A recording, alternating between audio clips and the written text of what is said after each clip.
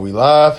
What's good, great people? I am Moon, and I have a special guest in the building today. Joseph Hackett shall be joining me for a frank conversation. I want to give This episode of A Frank Conversation is sponsored by Renaissance Essentials. Get your scented shea butter, handmade soap, beard oils, and other beauty needs by going to www.renaissance599essentials.com. Let's see. Make sure we're good. Hello, hello. Hey, how's it going? I'm well. How are you today? Man, I'm doing wonderful, doing amazing. That's awesome, man. Thank you for joining me for a frank conversation. I appreciate your time, man. No problem. Thanks for having me. Hey, look, man, you are a man of many titles, and I was looking at, I said, man, I know we first met in Clubhouse, but I was thinking to myself, like, man, this brother here has some things going on that I feel like the world, needs to know about. I feel like, he has a story to tell that could be beneficial to the people. I wanted to, I gave a small introduction, but I wanted to go a little bit further into what it is that you do. Okay. From owning the first black-owned coffee shop in Asheville, Right. to really being a connector inside the community, from nonprofits to for-profits. We're gonna go into that, but let's start at the beginning. Let's start at the beginning. Where let's start in North Philly. Let's start there. Philly, it is what it is. It's an amazing neighborhood. I love how I was raised. I love who raised me. I love my neighborhood. Folks from the outside looking in, they try to look down on neighborhoods. They call it the hood, but every hood is a neighborhood, or every neighborhood is a hood, and they all have their different dynamics. And so I did have the whole teenage mom thing and the dad not really involved thing and all that stuff. But we had deep sense of community in my neighborhood. I grew up in my neighborhood. It was the predominant group was a Puerto Rican gang in a small little district that we called 7th and Tioga, out of North Philly, a little small blocks. And so we primarily spoke Spanish, but we were a black family there. I learned in Spanish. I didn't speak very well. But anyway, we could make out what they were saying. Anyway, everybody kind of, now this is like the 80s where, the drug epidemic was going on, that kind of thing. But the crazy thing about it is, like, even though drugs was going on in the community, they really didn't involve kids in it. You get what I'm saying? It was still like a line of respect with regards to children and to elders. So I appreciate growing up there. And then, of course, life changed, and I was able to leave and go do some other things. But it was a great start. I loved it. Now that's something that I feel like hasn't really been touched on, and you kind of see something a little bit different when it comes to all these different shows, right, where they portray like that era, and, the drugs that was involved in the lives of people. You see the kids out there slanging it too, right? And so I wonder, Jack City story. Yeah, and I wonder, about that transition. Why and where was that line crossed to where it was like, hey, you know what? Give it to the kids. Let's make it, I guess they were thinking they won't check the kids. I mean, it's such a terrible thing, It was. The whole drug conspiracy, of course, didn't start in the hood, and it did not start with people of color. It started with people of privilege that introduced it into the hood. And when you think about what drugs did to a community, on the surface level, of course, women lost their shape, they lost their butts, and teeth all day. But behind that, it was a structural problem because the sociologically speaking, the powers that be wanted to drive down the property values in inner city neighborhoods because they knew that through urban renewal and urban development, that if they drive the property down, the values down, then they could get the properties for super cheap. And you go to those same neighborhoods right now, and you see what used to be the hood is now condos. Right. Everything. It was all part of the plan. Cities plan 10 and 20 years out, some 50 years out. So they know what's going on. And that's really why drugs was introduced to the neighborhoods. Now that's crazy. See, I never thought about it like that, that it would be such a long-term a long-term plan, like, Jesus Christ. I mean, like, cause that was in the 80s. Yeah. And it's 2021 now, and you do see that somebody talking about you preaching. You do see that yeah, like all these places where we used to where they would tell us, hey, you probably don't want to be there past a certain time period. Yeah, You probably don't want to be there at all. Then now it's like, hey, I see elderly white women jogging at 4 o'clock in the morning. Absolutely. And so I saw it when I was a kid in 7th and Tioga, and the house I grew up in was only about 1,000 square feet. It was about 13 people in the house. We just knew how to make do, one bathroom and all that stuff. You go back to that same neighborhood, and what happened, the city of Philadelphia actually blew up parts of the block and turned it into parks. And you can see how it's changing over time. They want the space, and eventually they're going to turn it. It's a few blocks behind Temple University. Eventually, what they're going to do is they're going to try to build dormitories, have some parks and dog walks, et cetera, et cetera. That's what they're going to do. It's the same thing that's happening in the neighborhood where my coffee shop is right now. Right. What used to be like the little hole in the wall juke joint, on one end of the block is what they call the projects, housing authority, et cetera. Right. At the other end of the block is the what they call the River Arts District. It's an area that's really prosperous and really vibrant. They got all the buildings painted real pretty, and the city invested dollars. And here we are in the middle of it, trying to make a difference. I mean, it's crazy. Why is it always a River Arts District, or like, like it's always a River Arts? Yeah. Oh my God. I appreciate your knowledge on this, because this really has impacted my own thinking on whenever I see different developments like that now. I start to wonder, what about the people that were pushed out so that they could, bring this in, and the different ways from introducing crime and drugs into the communities to just buying them out all directly or through other alternative means. Our grandparents, their houses are already paid off. Right. So what's the issue? The issue is they're raising the tax rates. Why are they raising the tax rate? Because you can't pay the taxes, then you lose your house. Yes. And when they can't pay the tax, they end up moving them out into these condos or other places, and then they convince them to sell their house, and then property that used to be owned in by black people is no longer owned by black people. Of course.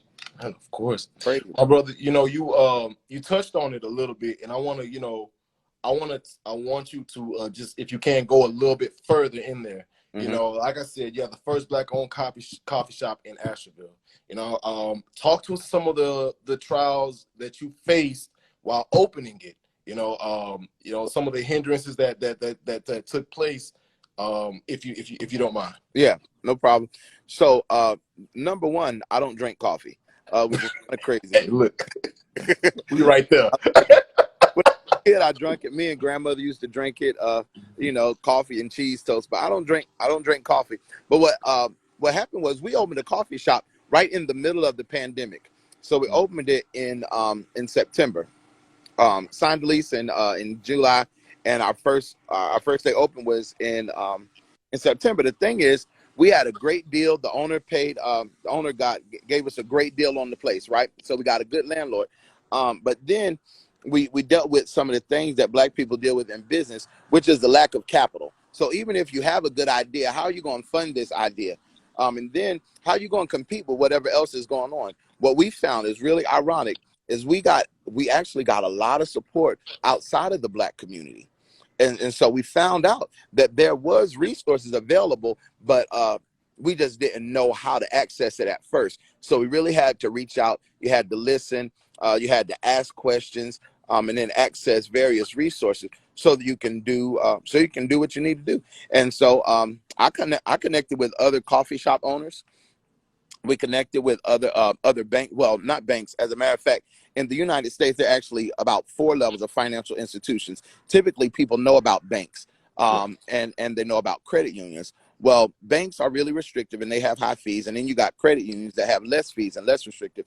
Underneath of that, you have CDFIs, what are called community development financial institutions. These are places that are not known as banks, but they are given money by government and by grant funding, and they're designed in order to benefit neighborhoods and startup businesses, especially low-income communities. As a matter of fact, in Asheville, We have some really, really strong CDFIs that give out loans, $50,000 actually with no collateral, no credit check.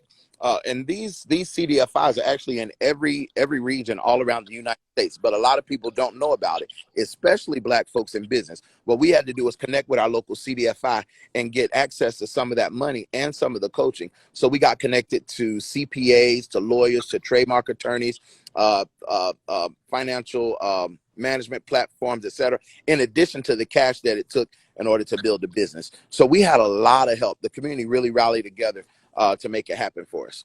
That's awesome. That's awesome. But you reached outside of the community to ascertain this knowledge, and if I'm not mistaken, you are bringing that knowledge back to the community. Yeah. The fact is, it belongs to our community.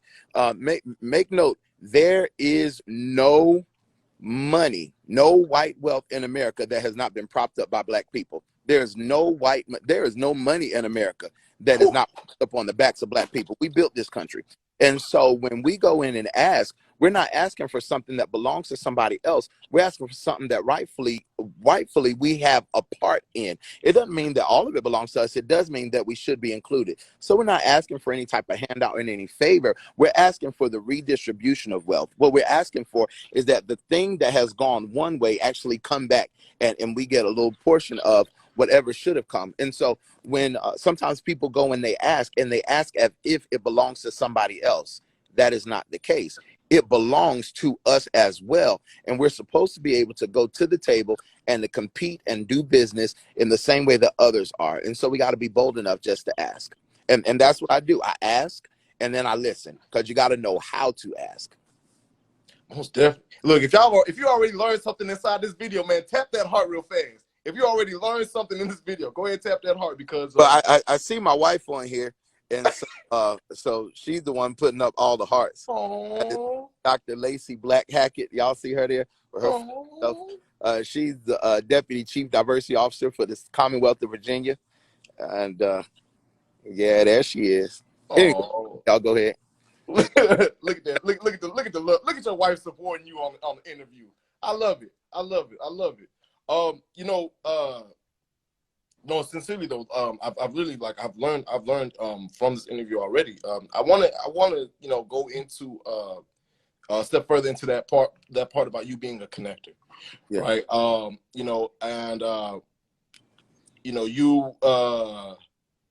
You connecting different parts of the community, as far as like the nonprofits and the for-profits. And because I myself through my interviews, I try to get people, just everyday people from all walks of life to talk to them, and for those that are watching, to donate to charities and or nonprofits that that the person expresses in the interview, right? In your line of work, what is driving you to be that connector? Why is it that you engage in this work? Well, if you look at my resume, sometimes people who look at it they look at it as if I'm doing a whole bunch of different things, but I'm really not. I'm really only doing one thing. It just happens to show up in a few different ways. I grew up in a family that was my biological family, but not a very traditional biological family. And then I had an extended family. And then because my mom had a history with substance use disorder, we actually went through recovery together. So I have a larger family that's about people who embrace recovery. And then from my time in prison, I made connection with certain brothers, and I have an extended family. So I realized that you can establish family in different ways, and also that people need different things. And when I talk to one group of people, I realized that they have something that the other group needs. And I talked to another group and found out that they have something that the other group needs. And when I was a kid, they said a few different crazy things about me. I'm white acting, so I was too white acting for my Black friends, and then getting around the white folks, and I'm too Black for them. But what should have been, or what could have been a thing to hurt my feelings, actually I saw it as an advantage, that I was able to take messages back and forth across the lines, so to speak. And so I believe that people need to know. And so when I hear something on one side of the tracks, I'm able to go back and tell it to the other side of the tracks. And that's really what the Black Wall Street movement is all about in Asheville. When we create the Black Wall Street movement, helping these business or helping start, grow, and expand 25 other Black businesses, is to take information from what I've heard and learned and take it over to the other side of the tracks where my people are, so that everybody can benefit. That's what's up. Oh, we lost you there for 2 seconds. Hello? Oh, I said that's how it's supposed to be. Yeah. I'm just glad to participate. That's awesome, man. That's awesome. That's awesome. Yeah. I want to actually go a little bit further into another portion of what you said, about having your freedom taken away. And you can talk as much about it as you want. I mean, no offense by any of my questions. No problem at all. I can talk about it freely now because it doesn't hurt my feelings anymore. One of the companies that I started when I was 26 years old. Right. The company grew pretty large, actually. Had about 150 employees, 500 clients. We made anywhere from 5 to 7 million a year, and I was glad to do it. But I didn't come from money. I didn't come from anything except a whole bunch of gifted people with a bunch of great ideas. But what happened is one of those employees that was part of my company filed bad paperwork, fraudulent paperwork, because he's my employee. And this is very important for anybody in business to understand. He was my employee, and because he was my employee, it didn't matter that he did it. What mattered was that it was my company. And according to the law, I was responsible for it. So, when it was United States of America versus Joseph Hackett, it was me. And so I accepted a plea deal, and that was 4 years in prison, 3 years probation, and a $1.5 million fine. And it was the most embarrassing thing of my entire life. And while I was incarcerated, I had to really redefine myself and figure out, who am I apart from what the news media said about me, and all the crazy stuff that happened, and the pain and all this stuff. So I'm like, man, at first I was like, I went to prison for what somebody else did. And then I looked at it like, it's my company, and everything that happens in my company is my business. And I'm the one that hired them, and I'm the one that was responsible. So now I use that, and I increase my quality assurance. As a matter of fact, the Bureau of Prison is one of my customers right now. Wow. Reentry. And so reentry becomes part of my platform. What doesn't kill you really only makes you stronger. And so if you run from the pain in your life, you'll never recognize the power that's inside of it. You'll never recognize the power that's inside of it. And what I was like, whatever happens to me, I got to make it pay me. Whatever happens, it's got to pay me. Look, hold on. That's the quote of that. That's the quote of this interview right here. Whatever happens to me has to pay me. Hey, Yeah. let me write that one down. Hold on. Hold on. Yeah. Hold on. No, but that's an amazing mindset to take away from, what it is that you experienced, because a lot of people, they're defeated, right? They'll fall back into old habits that would send them back into prison. But you, my God, man, you took that, and you crazy. The other thing, man, like the prison for me was horrible because like I wasn't a criminal. I didn't there are some people that know that they're doing something wrong and they plan to go to prison, so they just got another bid in them and stuff like that. Right. That was not me. I am a rule follower. I don't break rules. You know what I mean? I'm not that guy. I am nobody's tough guy. But it came to me as an experience. So I was in prison. I taught in the GED program. I did a lot of different stuff, and I was able to understand the system in a whole different way. You get what I'm saying? Yeah. Also, what I came to understand was that it doesn't matter what I do and what degrees I have, I'm still a Black man in America. And statistics show that 75% of all Black men will experience incarceration. You're going to experience being involved in the justice system, and thank God my story did not end like Trayvon Martin's. Amen. But it could have been any one of us. Amen. That's the system that we're in.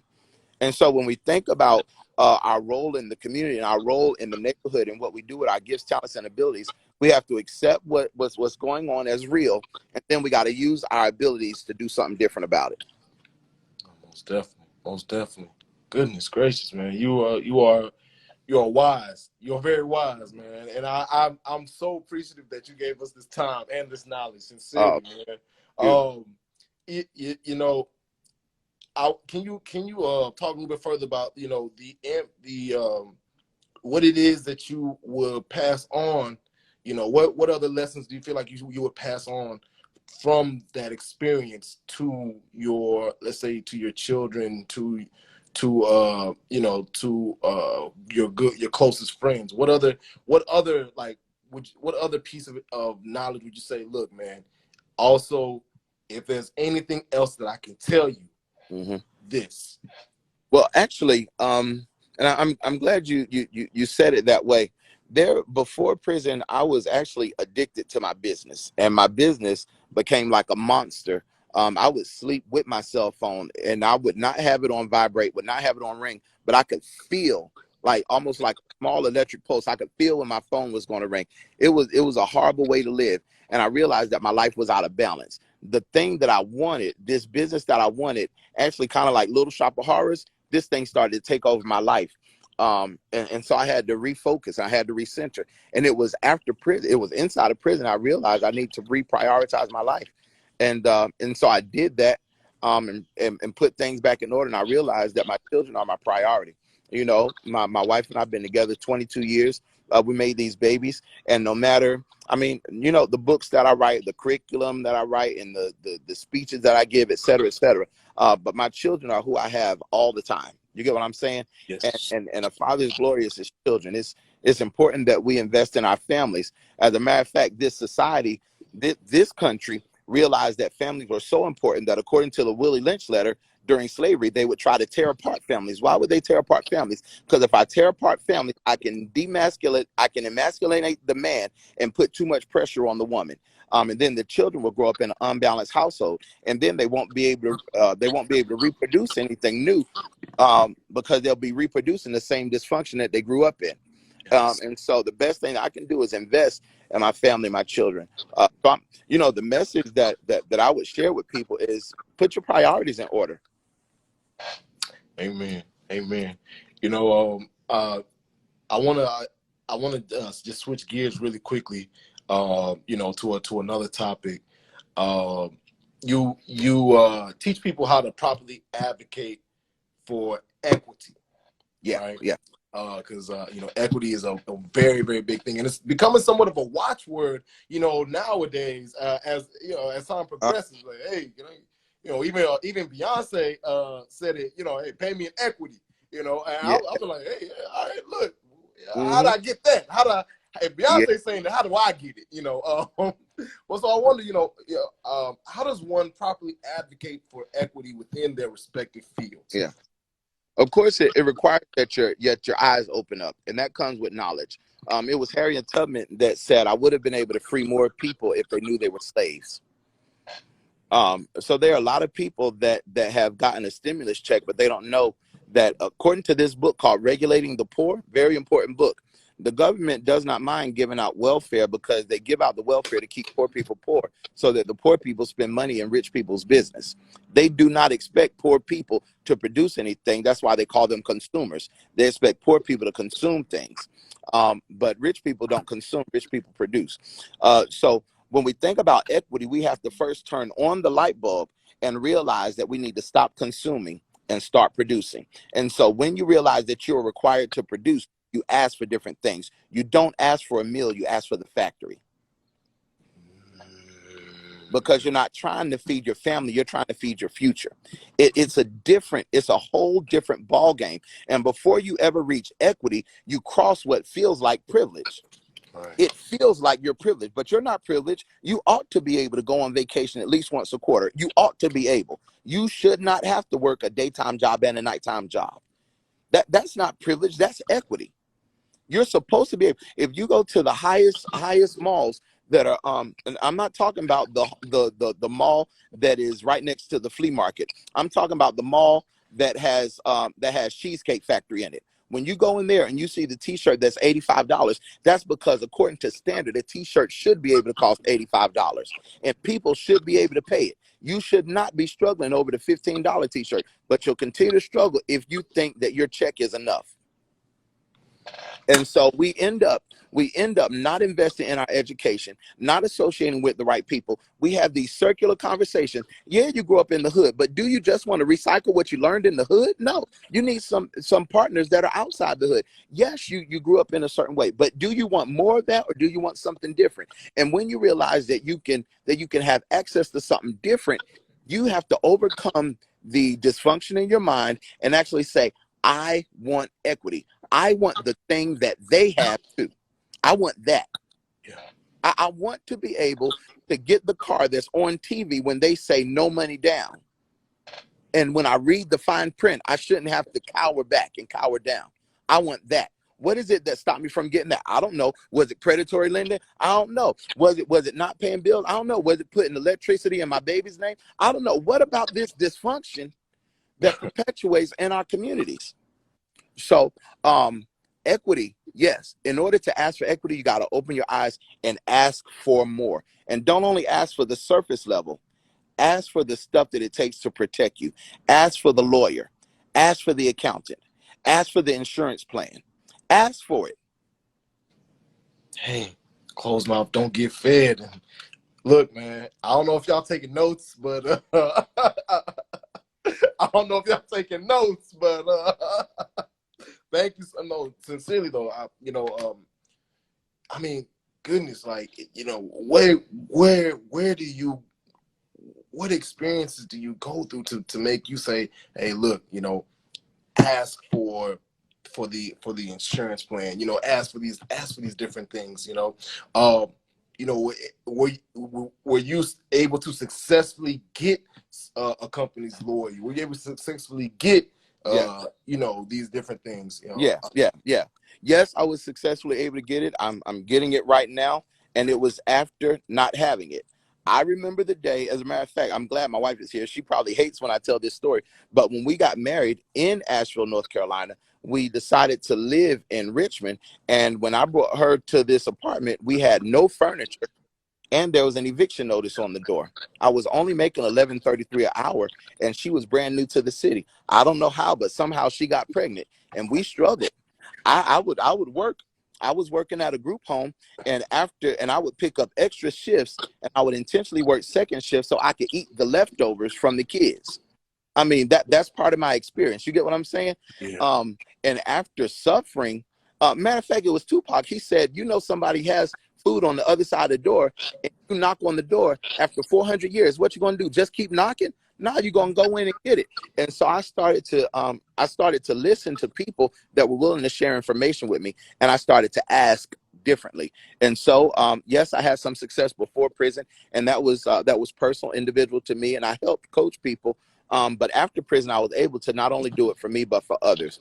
And so I think kind of in my fundraising history, I think I've accumulated $37 million. That is not money for me. That is money for various programs in the community. So 37 million. And by the end of this year, I'd like to make it 40 million. Again, that is not personal money for me. That's money for various programs. Also for businesses. And like I said, in the local CDFI, we just got $50,000 from one on Thursday. We're hosting Grind Fest, and I really want to share about that. If there are any Black folks anywhere in the country, you need to come to Grind Fest. It is the celebration of Black business and entrepreneurship. But we were so blessed. One of the factories that produces the plastic for all of the syringes for the vaccines, right? They reached out to us and said, we want to sponsor. And that was a quick, I think it was $4,000. And then we were like, well, we want to do a vaccine clinic. We decided we want to do a vaccine clinic. And there was a funder that said, all right, if you fill out this application, the application was only 4 questions. You fill out this application, let us know what you need. We told them what we needed. They gave us $5,640. I mean, and this is just this week. I could go on. It happens as a matter of fact, I remember one Friday, I was talking to my staff. I said, man, it's Friday and I haven't won nothing this week. Yes. And so we're grateful for the work. I just believe in the redistribution of wealth. There's lots of stuff that's available for people, and they just don't know it, and they don't know how to get it. And I'm glad to share information on how to get it. See, look, I need to make sure need to make sure I'm stay connected with you, man, because that way I can definitely get that knowledge and continue to help out the people that I interact with. I'm taking that trip to Asheville, North Carolina, man. When is the fest? Man, Grind Fest is the weekend of Juneteenth, so that's June 18th. It's going to be amazing. Okay, Grind Fest is, y'all check out Grind Fest. Man, look, I'm gonna definitely share out this video. Man, everything's happening on Juneteenth. I'm glad it's being celebrated more often, though. Because I mean, before it was like, but now, no, we really celebrating Juneteenth. We celebrating. The county, Buncombe County, actually, and that's the county that Asheville is inside of.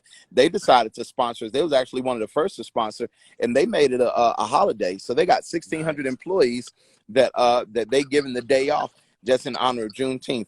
And this one, for us, as we celebrate Black business entrepreneurs, it is in honor of the Tulsa, Oklahoma massacre. And that's why you probably see some of them are here, and they're saying Black Wall Street still lives. They tried to destroy us 100 years ago, but baby, as kids, we don't die. We don't.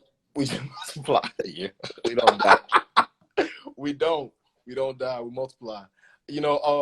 Man, you are doing so many amazing things, and I know you said you're just only doing one thing. It's just in my mind, it's only one thing. I bring hope to humanity. That's what I do. I need people to know that it's possible. All the odds may feel like it's stacked against you. That's just not true. What you're dreaming and what you're planning, it is possible. Now, I wonder, for you, as someone who has, your work being published in NAADAC, Scholarly Journal, been recognized in the North Carolina Bar Association Journal, highlighted in Forbes magazine. I wonder how important is the accolades, the recognition, someone being able to say, hey, Joseph Hackett, that's the guy that made me better, the person that made me, think differently. How important is that type of recognition to you? Yeah, that stuff is not important to the work, but it's important to making sure the work gets done. Because the work has to be done, and it requires large level partners. It requires a lot of money. It requires a lot of institutions. And if they don't know about you, how are they going to respect what it is that you have to offer? And so it's important. And by nature, I'm actually not, I'm a public speaker. I speak in public, but my wife knows this better than anybody. In social environments, I'm very quiet. And when I'm at home, I really just kind of sit and read. I'm not as social as folks may think. But it's important that people know about it. And so it's my job to make sure that I tell the story. And sometimes I have to push myself to tell it, but it's important to tell it. And if I don't do it, then who will? If you don't do it, then who will? We have to pick up the megaphone and actually announce what's going on and whatever it is we have to offer. So the accolades, they're there, but the accolades are nothing without the real work. So I'm published in NAADAC, but the work in NAADAC, I'm just writing about what happened. With the NC Bar Journal, I didn't call them; they called us, and we created a model where a nonprofit would create and own for-profit subsidiaries. I'm glad to have been able to do it. And then Forbes magazine, they reached out last week, and they reached out 2 weeks ago and published it last week. I'm like, man, how they find out about us? So I'm just talking about what happened. I'm not really creating anything. I'm just telling the story. Hey man, look, what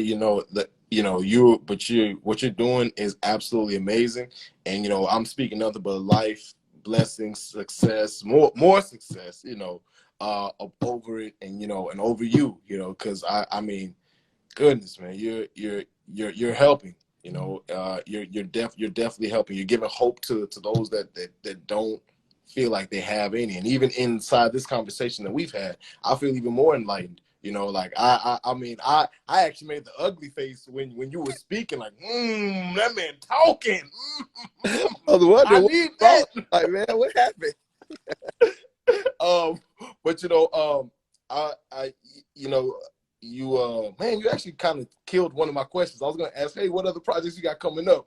Grind Fest, everybody. Oh, Juneteenth. Make sure you're out. June 18th. Make sure you're out there. yeah. June And 18th, went all weekend long. We're calling it the Blackest Weekend in Asheville.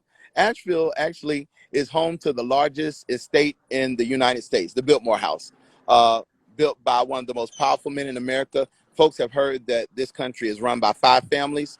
Well, the Vanderbilts are one of those families, which is how and why this estate was built. Of course, it was built by Black folks, but Asheville is not known yet for Black business. My goal is that Asheville will become known as a destination for Black business and entrepreneurs. And that's my mission. I want Asheville to be known as a place for Black people to do business. So wherever you are, come on to Asheville, June 18th, 19th, and 20th. As a matter of fact, one of the sponsors is a funder, Appalachian Community Capital. She said, I have money specifically for Black women and for women in business. And so I'm like, well, y'all, go on and get here. well, I know somebody immediately that I'm finna send that way. Don't. As a matter of fact, I think that she's watching, if I'm not mistaken. Yep, yes, she is. No, it's called Asheville. Asheville, yeah, Asheville. Little Yep. town on the border of North Carolina and Tennessee. Well, hey, look there, and there it is. There, y'all. Make sure you guys make your way. I will. Man, I do have a question. This is my selfish question now. All right. So future reference. Is it okay if I host a couple interviews at your coffee shop? Absolutely. Now here's my even more selfish question. Can one of those interviews be with you? Sure. Cool. It's gonna be the round 2. I love you. Come on down. All right, bet. All right. Look. When you say come on down, I'm coming. That's the point, and I mean every bit of it. It's important, man. It's important. I want you to see it. I want you to. As a matter of fact, there's another. Well, I probably can't tell it. Come on down, and we'll show you what happens between now and then. Okay, most definitely. Hey, look, most definitely. We'll talk about it later then. All right. Let's get. I want to get into the goal of this show, and then I have my closeout question, which is tradition on this show. So the goal is always philanthropy, garnering support from the onlookers and putting it towards a charity or nonprofit that you care about. What charity or nonprofit would you like to spotlight today, and why is the cause that it faces so important to you? I'm the executive director of Jordan Peer Recovery, and our mission is transforming lives through transformed people. I share with you just a bit of the story of me and my mom. It's been 32 years, and she's been 32 years clean and sober. And she created this program to create housing for people. I came in and added my workforce development piece. We created the first apprenticeship for community health work in North Carolina. And it's just a place for people in recovery and reentry to be able to start over. So that's jordanpeerrecovery.org. Mike, if you can type it in so people can click jordanpeerrecovery.org. Here in Asheville, North Carolina. And if you were going to make a donation or wanted to help spread the word, for those that are in recovery or reentry, if somebody is locked up right now and wants to start over, they can start over here. If somebody's in treatment and wants to start over, they can start over here. If somebody is just now getting out and doesn't know what they want to do, we have employers, we have housing, we have transportation, we have what they need. All they got to do is reach out. And whatever you do to help that is helping people turn things around. We're excited to be able to say we have a 100% job placement rate. The the Department of Labor records a successful program only having 78% placement. We have 100% placement, and it's because people actually care. I love it. I love it. I love it. I love it. I love it. I love it. Most definitely, you guys. So we are definitely going to be throwing some support behind Jordan Peer Recovery. You can access it by going to jordanpeerrecovery.org. Whatever you guys got, please definitely show some love. Show some love. Man, thank you again for everything that you have expressed on this show. Thank you for for really the knowledge, the inspiration, the hope that you brought on this show today. Before we close out, this is we leave with tradition. we always like to close with words of wisdom for the next generation. So what words of wisdom would you have for anyone that is really trying to figure out what they should be doing with their lives? All right. Number one, an object at rest stays at rest until a greater force moves it. And an object in motion stays in motion until a greater force opposes it. All you got to do is start moving and keep moving, and you'll get there. And so the person that's trying to figure it out, don't put so much pressure on yourself to figure it out. Let it figure you out. All you got to do is keep building. Just keep building, and you'll look back and recognize what you've done. Focus on what you're doing. Focus on building, and you'll look back and name. Don't try to name it right now. Look back at what you've done and give that a name, of course, and then make it pay. Make it pay you. Most definitely. Most definitely. Thank you again so much for your time. I hope you have a blessed, amazing evening. All right. Thanks for having me. Appreciate y'all. Hey, no problem, man. Okay, hey, I told you I'm coming to Asheville. All right, now. All right, now. All right, I'll see you. All right, now. Bye-bye. That was awesome. Man, oh man, I feel blessed with that one, you guys. I hope you enjoyed it. Hope you enjoyed the knowledge. That was awesome, man. He even dropped a book that I had to write down, Regulating the Poor. I'm gonna add that to my collection of books that I need to read and familiarize myself with. Definitely pin the comment of jordanpeerrecovery.com. So definitely check it out. Donate. Let's support. Let's show some love. Man, the quote, y'all. Whatever happens to me has to pay me. That's the quote of this. That's gonna be, and it's gonna be the inside joke and the quote for this one. You guys, thank y'all so much for tuning in. If you enjoy what I do, $ EZMoon, 60% goes to charities and nonprofits that are named on the show. 40% goes to making this even better, and me doing these in-person interviews that I love to do so much, because online it's just not. I love it, but it's just, to me, it's not cutting it. Like, I want to be able to sit across from them and laugh and talk, everything like that. So, yep. Thank y'all again, sincerely. I'm EZMoon. I'm not doing it unless it's fun and it helps people. Peace.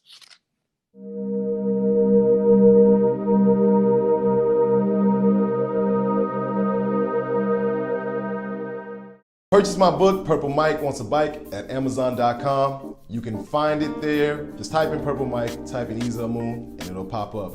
If you guys want to follow me, no, not even if, go follow me at EZMoon_ on Twitter and Instagram. I'm EZMoon, and I'm not doing it unless it's fun and it helps people.